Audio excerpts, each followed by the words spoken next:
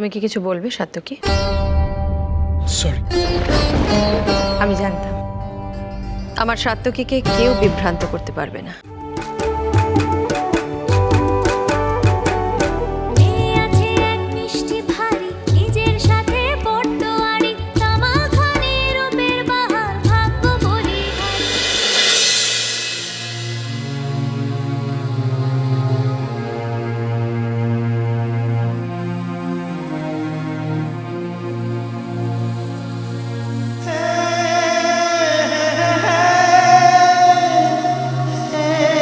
বসে আছিস কেন এখানে? সারা বাড়ি জুড়ে হইচই হচ্ছে, যা গিয়ে এনজয় কর। এরকম মুহূর্ত তো বারবার আসে না। কি রে, নিজের ইচ্ছায় বিয়ে করছিস, তোর ছোট মা হ্যাপি, তুইও নিশ্চয়ই হ্যাপি। আফটার অল ছোট মার লাডলা তুই। জাস্ট লিভ মি অ্যালোন ওলি। এখান থেকে চলে যা। তুই কেন এরকম করছিস দাদা ভাই? কি হয়েছে তোর? সব তো ঠিকই ছিল। এমন তো নয় যে তিস্তার ব্যাপারটা জানার পর ছোট মা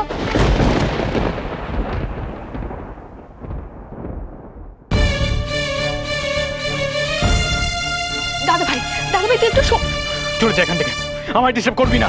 তিস্তার সাথে তোর কি হয়েছে আমি জানি না, তুই কেন এরকম করছিস সেটাও আমি জানি না। ছোট মা যাই বলুক, কনককে আমি দেখেছি, ও কোনো দিক থেকেই তোর পাশে মানায় না। যদি ভুল করে এই বিয়েটা হয়েও যায় তাহলে সারা জীবন সাফার করবি তুই।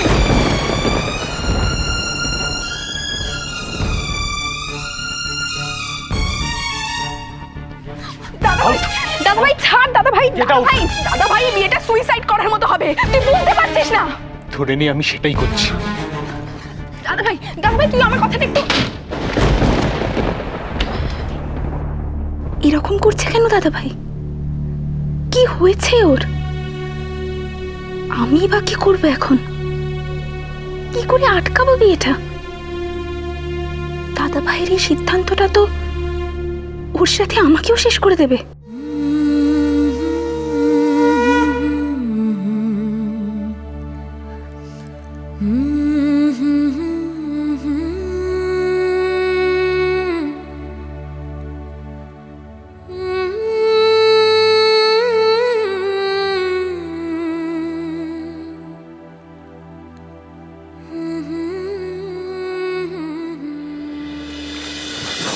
বাবা,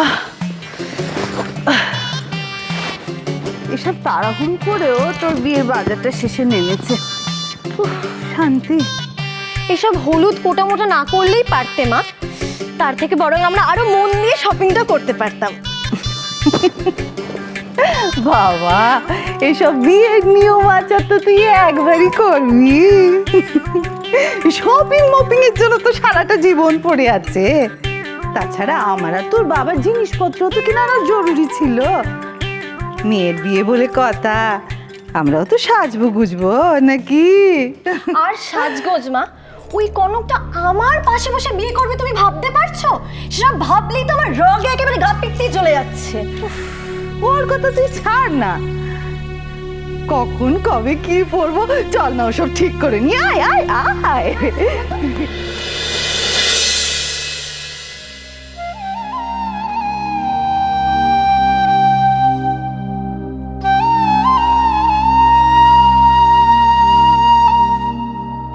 আমি জানি দিদি ভাই, সাত্যকীকে নিয়ে তোমাদের মধ্যে একটা অস্বস্তি রয়েছে, কিন্তু ঠাকুরের সামনে বসে বলছি, বিশ্বাস করো কনক একেবারে খাঁটি সোনা দিদি ভাই। তোর পছন্দ নিয়ে আমার কোনোদিনই কোনো সংশয় নেই রে ছোট। কনককে প্রথমবার দেখে আমারও ভারী মনে ধরেছে। এখন শুধু ঠাকুরের কাছে প্রার্থনা করি সব কিছু যেন ভালোই ভালোই মিটে যায়, ওরা যেন খুব ভালো থাকে, সুখে থাকে। আমার একার পক্ষে কিন্তু সবকিছু করা সম্ভব নয়। ওয়েডিং প্ল্যানারকে বলা আছে সবকটা করিডোর কিন্তু হবে, আপনি কিন্তু কাইন্ডলি একটু চেক করে নেবেন। আদারওয়াইজ। হ্যাঁ দাদা, শোনো না, বলছি ইন্দিরা কোথায় একটু দেখো তো। একটু আগেই তো দিদিকে দেখলাম ঠাকুর ঘরের দিকে যেতে। কি কি কাজ আছে আমাকে বলুন, আমি করে দেবো। তোমাকে না, মানে ইন্দিরাকেই। না, ওই তো এসে গেছে এসে গেছে। শোনো, ফুল মিষ্টি কেটারার সব অ্যারেঞ্জমেন্ট হয়ে গেছে, তুমি লিস্টটা মিলিয়ে নিও। দাদা এইসব কাজে কোনো ভুল হবে না সেটা জেনেই কিন্তু এই কাজের দায়িত্ব আপনাকে দেওয়া। ভরসা করো, ভালোই লাগে, তবে আমি তো তোমার মতো পারফেকশনিস্ট নই, তাই ভুলচুক কিন্তু একটু হয়ে যেতে পারে। ঠিক আছে, ভুলচুক হলে তখন না হয় দেখবো। এই যে তোরও তো ছেলের বিয়ে নাকি? হ্যাঁ, তোর লো প্রোফাইল মেনটেন করে ঘুরে বেড়াচ্ছিস কেন? দেখ দাদা, ছেলে বড় হয়ে গেছে আর ওর ভবিষ্যৎটাও ঠিক করা হয়ে গেছে। এখন তো আমার ঝাড়া হাত পায়ে থাকার কথা, তাই আছি।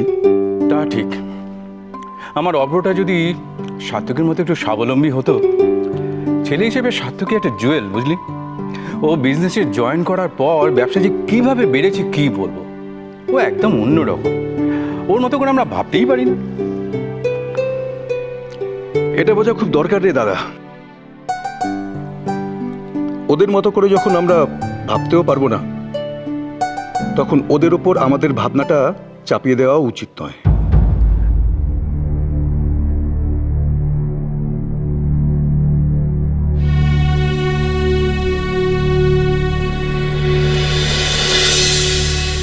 না না, এইটুকু ভরসা না করলে ওরা এগোবে কি করে?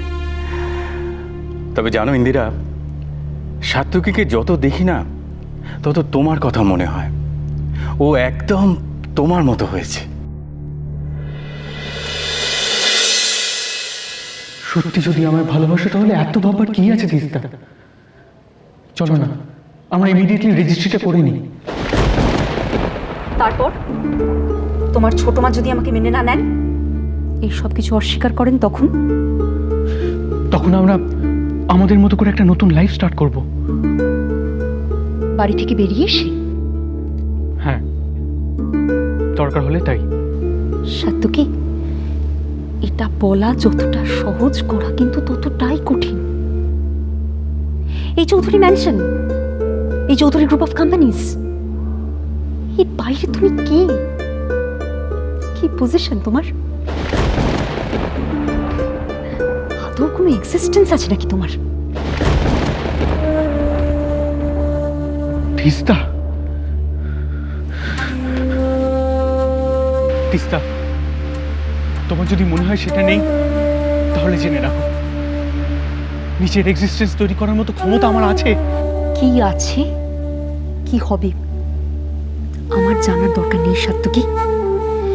আমি যাকে ভালোবেসেছিলাম সে সাত্তকী চৌধুরী, চৌধুরী ফ্যামিলির ওয়ান অ্যান্ড অনলি। তিস্তা, তার মানে তুমি আমাকে ভালোবাসোনি, ভালোবেসেছো চৌধুরী ব্র্যান্ডকে। লিসেন সাত্তকী, আমি সারা জীবন অনেক স্ট্রাগল করেছি, এখন আর নতুন করে তোমার সাথে স্ট্রাগল শুরু করা আমার পক্ষে পসিবল নয়। আমার ছোট মা, আমার বাড়ির লোকজন আমায় কতটা ভালোবাসে আমি জানি। তার সত্ত্বেও তোমার জন্য আমি ওদের সবাইকে ছেড়ে তোমার সাথে বেরিয়ে আসতে রাজি। আর তুমি? বি র্যাশনাল সাত্তকী, এটা সিনেমা হচ্ছে না, এটা রিয়েল লাইফ। তোমার অনেক ক্ষমতা থাকতে পারে, কিন্তু যদি নিজের ছোট মাকে বুঝিয়ে আমাকে ওই বাড়িতে নিয়ে যাবার ক্ষমতা তোমার না থাকে, তাহলে লিভ ইট। এই রিলেশনশিপটাকে কন্টিনিউ করবার আর কোনো দরকার নেই।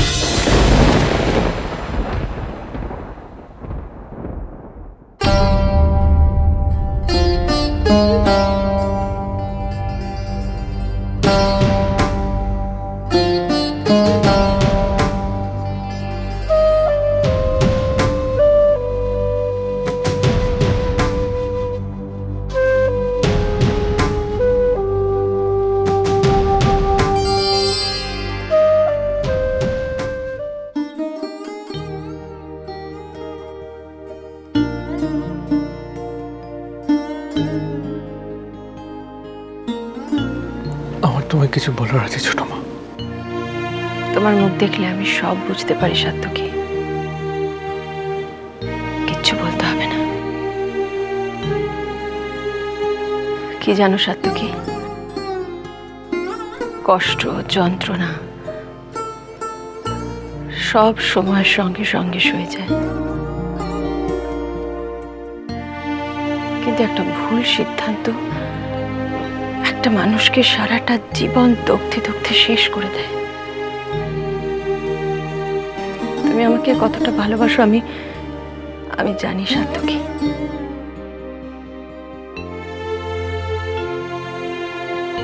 আমার উপর ভরসা করে তুমি যে সিদ্ধান্তটা নিয়েছো, ঠিক সিদ্ধান্ত নিয়েছো। এতে তোমার জীবন কতটা সুন্দর হয় তুমি দেখো।